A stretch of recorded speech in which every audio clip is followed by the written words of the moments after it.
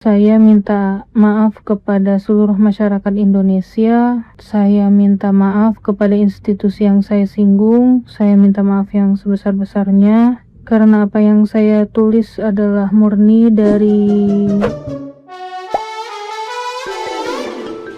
Buntut panjang polemik komentar nire empati terhadap pasien BPJS Kesehatan Yurizal Tri Cairawan kini berujung pada sanksi tegas dari Rumah Sakit Pusri Palembang. Dr. Tamara Dewi Jasmine yang sempat viral karena komentarnya dinilai merendahkan pasien, resmi diberhentikan dari statusnya sebagai dokter mitra rumah sakit tersebut. Rumah Sakit Pusri Palembang melalui Humas Diah Dwi Anugrah mengumumkan pemutusan kerjasama dengan Dr. Tamara setelah komentarnya berbunyi banyakin duit halal dianggap merendahkan pasien BPJS. Keputusan tersebut diambil setelah pihak manajemen melakukan pemeriksaan internal dan memanggil dokter yang bersangkutan sebagai bagian dari mekanisme pembinaan serta penegakan tata kelola organisasi rumah sakit. Diah menegaskan, langkah ini merupakan komitmen Rumah Sakit Pusri dalam menjaga profesionalisme serta memastikan seluruh tenaga kesehatan mematuhi standar etika profesi. Ia juga memastikan polemik tersebut tidak mempengaruhi pelayanan kesehatan bagi masyarakat dengan seluruh pasien tetap mendapat pelayanan profesional dan berkeadilan tanpa membedakan latar belakang maupun status kepesertaan mereka. Selamat pagi, salam sejahtera untuk kita semua. Di sini saya mau meminta maaf.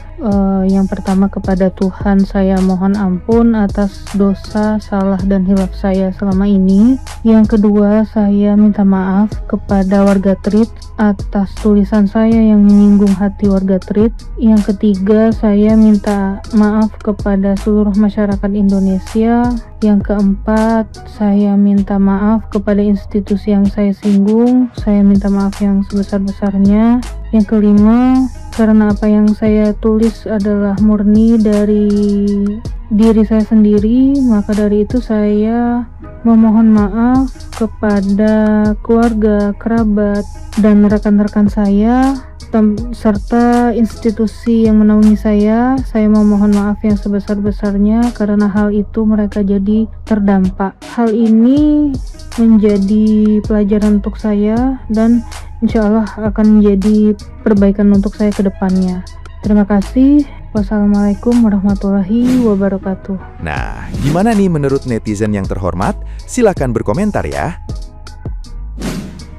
Rumah Sakit Pusri resmi berhentikan Dr. Tamara usai komentar tentang pasien BPJS. Kita spill komentarnya kayak gimana. Rumah sakit apalagi nakes tidak dibayar oleh BPJS, katanya untuk kasus yang tidak sesuai dengan aturan mereka. Jadi jangan sok merasa bayar nakes, apalagi 150 per bulan yang cuma 3% dari UMR itu udah merasa seolah-olah bayar gaji nakes sebulan. Di komentar nih sama netizen, serius dokter bilang kayak gini katanya. Serius dong, apalagi pasien budget pas-pasan, jiwa sosialita, dikasih tahu baik-baik. Serius kamu ngarepin 150 per bulan bisa mengcover semua kehendak kamu.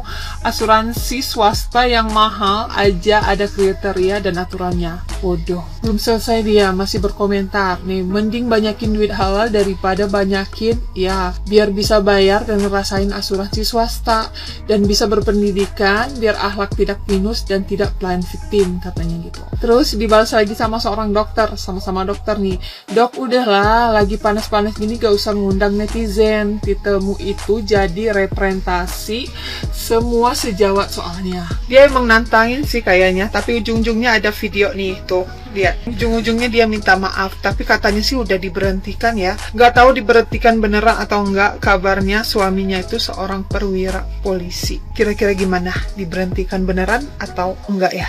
Soalnya kan dia udah minta maaf. Para nakes yang menghujat pasien BPJS sampai akhirnya meninggal, sekarang meminta maaf. Ya inilah pentingnya kita sebagai warga negara Indonesia memang harus punya ekonomi yang bagus supaya tidak terlalu mengandalkan BPJS. Supaya kalau suatu saat nanti kita sakit atau rumah sakitnya penuh, nggak ada ruangan lain atau antrinya harus lama, kita bisa cari atau datang ke rumah sakit yang lain. Bahkan kita bisa ke rumah sakit yang ada di luar negeri yang mungkin di sana pelayanannya akan jauh lebih baik, alat-alat medisnya juga akan jauh lebih baik. tanpa harus mengganggu para pasien yang lain atau nambah-nambahin kerjaan para nakes yang ada di rumah sakit tersebut. Nah, yang gua tahu sistem rumah sakit itu bukan kayak sistem rumah makan yang ada waiting listnya. Kalau lagi ramai pengunjung, makan diwaktuin. Nggak mungkin dong para nakes harus bilang sama pasien, Pak, Bapak di sini udah 2 hari, sekarang Bapak pulang ya, gantian, mau ada pasien lain yang masuk. Kalau pihak rumah sakitnya belum mengizinkan si pasien untuk pulang atau pihak dokternya belum menyatakan dia sembuh, masa diusir? Nggak mungkin dong. Cuma di satu sisi sangat disayangkan ya, kenapa para nakesnya punya statement yang kayak gitu. Kalau misalkan itu jadi obrolan tongkrongan, ya udah jadi obrolan kalian aja, privasi kalian. Jangan lari-lari ke sosial media. Nah, itu salahnya. Kalau misalkan alasannya mungkin capek, ya semua orang yang kerja juga capek. Cuma capeknya ya beda-beda, tergantung pekerjaannya. Masing-masing ada porsinya. Ini kan hanya karena bagaimana cara kita mengendalikan diri dan si pasiennya, gitu ya. Oh iya, jangan lupa juga ya untuk selalu bayar iuran BPJS supaya tidak ada waktu yang terbuang sia-sia. Nakes-nakes jadi nirit empati dan nggak punya empati sama pasien, cuman gara-gara mereka itu nggak digaji selayaknya tenaga medis, dan mereka pengen hidup yang layak itu sebagai tenaga medis dengan gaji yang layak, seperti yang Mbak ini bilang. Udah jadi rahasia umum kenapa tenaga medis itu digaji kecil, bukan karena salah pasiennya, bukan karena salah sistem, tapi dari organisasi kalian sendiri tuh yang bermasalah, emang dari sononya. Emang nggak pernah transparan aja gitu. Yang di atas tuh yang semakin kaya makin kaya, udah pada pakai mobil mewah, rumahnya pada bagus-bagus, mewah-mewah, pelesiran ke luar negeri. Yang dokter-dokter kecil-kecil, yang dokter-dokter umum nih, pada digaji nggak layak. Terus pada akhirnya yang kena sasaran siapa? Pasien yang pada ngeluh sakit ini. Padahal pasien itu ngeluh sakit itu bukan dia tuh ngeluh sakit pada hari itu. Dia tuh udah nahan sakit dari mungkin berminggu-minggu sampai akhirnya dia memutuskan untuk datang ke rumah sakit untuk dapat pengobatan yang layak biar dia tuh cepat sembuh. Tapi kalau misalnya dia datang ke rumah sakit dan akhirnya ketemunya sama nakes-nakes empati cuman yang karena hidup yang karena dia digaji kecil, terus akhirnya dia jadi nggak punya empati sama pasien, terus akhirnya yang jadi korban pasiennya kan ya jadi kasihan. Kalau kata gue mah ya, kalau lu nggak bisa berempati sama orang, mending lu diem. Jangan lu pakai jari lo itu buat ngomong kasar, ngomong jahat. Orang lagi kesusahan tuh bikin utas di treats, ya kan? Nah, lu ngebantu kagak tapi nyakitin hati tuh jari-jari lo tuh yang jahat itu. Empati dikit, orang lagi sakit, dia lagi sakit, belum dapat kamar, pakai BPJS.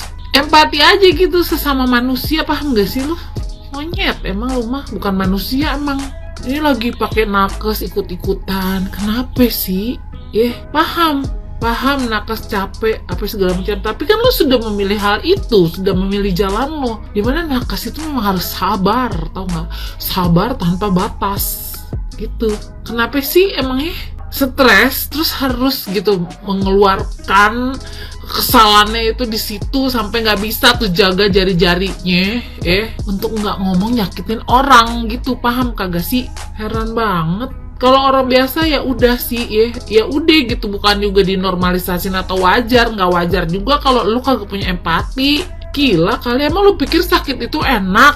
Heran, mikir tuh pakai otak. Sebelum lo tuh jari-jari jahat lo tuh ngomong, mikir dulu 1000 kali kalau itu kejadian sama lu bagaimana, monyet.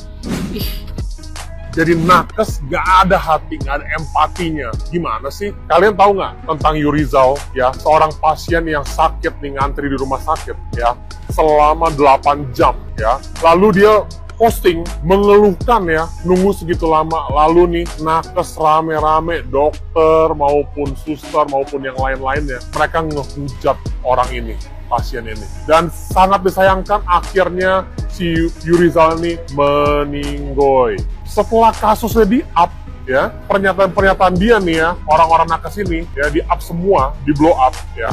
Mereka rame-rame minta maaf, cuci tangan dong. Menurut gue sih nggak pantas banget ya, seorang nakes tuh nggak ada empati sama sekali. ya. Bukannya mengupayakan meminta maaf atau gimana, ini malahan menghujat, bilanglah nggak mampu atau pakai BPJS lah, ya, ataupun membawa hal-hal pribadi lainnya. Bener-bener nggak ada empati ya. Gue liatnya ini geram banget ya. Gue pengen sebenarnya nakes-nakes tersebut tuh diberhentikan ya, karena mereka tuh udah melanggar etika ya sebagai seorang nakes yang mestinya membantu ya, mestinya melindungi, menjaga pasien orang yang lagi sakit gitu. Kebetulan gue baru masuk rumah sakit kemarin ya, gue nggak bisa bayangin tuh kalau gue tuh nunggu lama dalam keadaan sakit gitu, cuma buat dapetan cercaan gitu dari nakes yang ada di sana gitu. Keterlaluan banget deh. Ya menurut kalian gimana ya? Mestinya gimana? Mestinya tuh diberhentiin apa cukup dengan permohonan maaf aja? Coba tulis di kolom komentar. Miris guys, ini berita-berita yang sangat miris. Berawal dari sebuah curhatan di sosial media, yaitu tweetan dia di tweet. Akhirnya orang yang bernama Yuristri Hairawan itu beberapa hari kemudian meninggal karena pengabaian atau pelayanan di rumah sakit tersebut. Dia curhat di sosial media hanya seperti ini ya. 8 jam belum dapat ruangan, gak mau spill RS-nya, soalnya gue pakai BPJS. Kemudian postingan tersebut dihujani di kolom komentar, dicemooh, dihina, dibully, bahkan ada beberapa komen yang datang dari tenaga nakes bahkan sampai dokter. Ya, gimana ini? Kita bacakan salah satunya ya. Kalau full, mau dipindahkan kemana? Mau di lantai? Nggak ada hubungannya sama BPJS atau enggak. BPJS yang pakai banyak, otomatis yang dirawat juga banyak. Gak cuma you sendiri. Kalau mau pindah cepat, ruang jenazah selalu kosong. Ngeselin deh. Nakes atau RS, bahkan pemerintah melalui BPJS berusaha bantuin. Masyarakat malah begini. Satu, itu dari seorang dokter. Ada lagi nih, potong aja Kak nadinya. Nanti juga cepat dapat ruangan. Ada lagi. Dari seorang nakes ini ya, Yuris, orang miskin harta, miskin ilmu, miskin akal, tapi pengen diistimewain. 8 jam sangat-sangat wajar, apalagi kalau itu RS rujukan nasional. Mungkin sekelas RSHS Bandung atau RSCM Jakarta kan. Boleh gue bilang sesuatu, lu banyak bacot, katanya gitu. Astaga. Hey, oke lah ya, kamu punya jabatan, kamu punya pekerjaan, kamu punya pangkat, tapi kamu tidak boleh semena-mena, seenak jarimu itu nulis di kolom komentar sampai itu memberi tekanan kepada seseorang, sampai itu menyakiti hati orang lain. Bahkan notabene yang kalian komen itu adalah orang yang sedang sakit. Kalian tahu itu? Gila, ini bener-bener deh. Dan sekarang satu persatu mereka membuat video klarifikasi. Mohon maaf. Percuma kalian meminta maaf pada siapa? Orangnya sudah tiada, sudah meninggal. Ingat ya, apa yang kamu tanam itulah yang akan kamu tuai di dunia nyata. Walaupun perbuatan jahat kamu itu melalui ketikan kamu di sosial media, tapi itu sampai membantu menghilangkan nyawa orang. Oh ya teman-teman, sedikit pesan ya, gimana menurut kalian?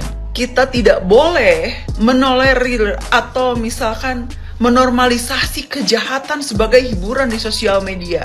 Oke? Jangan. Apapun keadaannya kita harus memikirkan apa yang harus kita ketik, apa yang harus kita perbuat. Tahan diri, dan tetap dalam kesadaran juga kewarasan. Karena apa? Karena kamu akan menyesal jika kamu benar-benar melakukan kesalahan di dalam setiap perilakumu. Thank you.